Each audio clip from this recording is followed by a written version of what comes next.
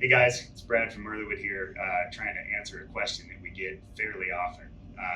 I've got one of our new big terrace scrapers right here, and from time to time we get people email us and say that the ends on their terrace scraper are kind of mushroomed out like this and kind of fuzzy and not quite as sharp as they used to be.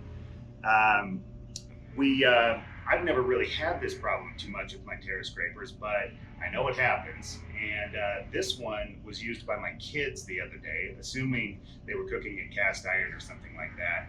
And they must have really been banging this on the pan. Who knows what they were doing? They were 8 and 9. So we're going to try and fix this today. So as you can see, it's just kind of mushroomed out quite a bit on this tip here, and then over here on this corner, it's mushroomed out just a little bit.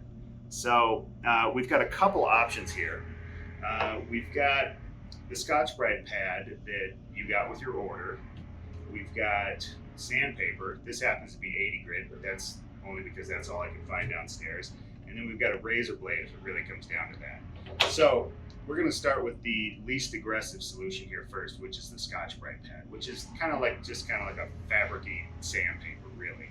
So I'm going to start with the one that doesn't need much yet, and I'm just going to kind of rub that edge off there, see if that works. These Scotch-Brites are more for like the surface usually, but let's see if they work on the corner here. Just kind of rubbing it off a little bit in the direction of the grain there. Yeah, that pretty much fixed that side. So the Scotch-Brite will fix that side. But this one that's really mushroomed out and really been beaten on, I kind of doubt the Scotch-Brite is going to work, to tell you the truth. It's just not aggressive enough. Yeah, you know, it made it maybe a smidge better, but not much. So let's step it up to the sandpaper here. This is 80 grit, but I would probably suggest using like 100 or 120 or something like that. Let's stick a few sands on this here. Oh yeah, that's taking that right off. All right, so that took off all of the mushrooming, but as you can see, it's not quite as flat and sharp as it used to be here anymore. It kind of rounded this corner off. Who knows, that might be nice. You might end up liking the rounded off corner, but if you want to fix that, or if you ever want to sharpen the tip, you can take a piece of sandpaper, lay it flat on a table, and put your scraper down on it like this, and just pull your scraper along it sideways like this. And it's kind of like, it's not really like sharpening a knife, I guess.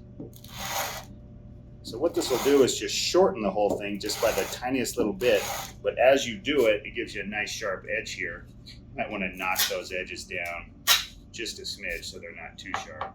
But so I made a little bit of progress there. If you kept doing that, you could get by all of this rounded off area and get back to where you had one nice sharp edge and then two nice corners. One thing we do, you'll notice when you get a scraper in the mail, it's got the corners knocked off here a little bit already. So while you have your paper down, you can take this and knock your corners down like that. And knocking the corners down just makes it a little bit stronger. You don't have this end sticking out here to catch on and potentially break or mushroom out like it just did. I had the razor blade here in case I needed to slice some of this off if the mushrooming was too bad, but it turns out the 80 grit sandpaper did just fine. So if you get yourself in that situation where you're kind of getting dull, you want it to scrape a little better, or you've got a corner that's kind of banged up, get yourself a piece of sandpaper or the Scotch-Brite it came with, and don't forget, if you're using it by hand like this, you're probably not going to get that nice flat front. So make sure you lay your paper flat, put that down there, and then scrape across real even like that, and you should be back to go. After you do this, don't forget to oil it, and you should be back in good shape. All right, thanks guys.